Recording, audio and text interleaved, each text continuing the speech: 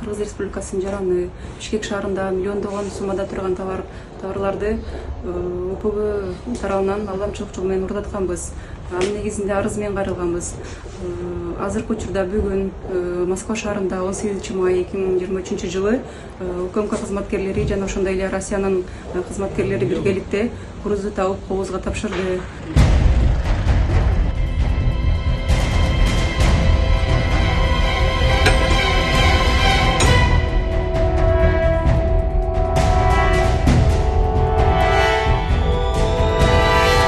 Работаем, выходим, Виктор, выходим.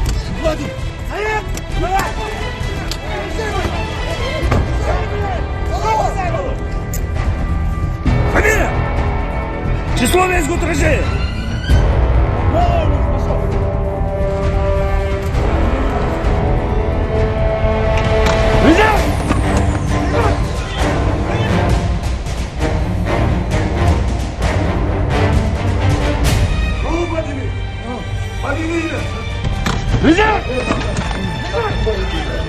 Фамилия!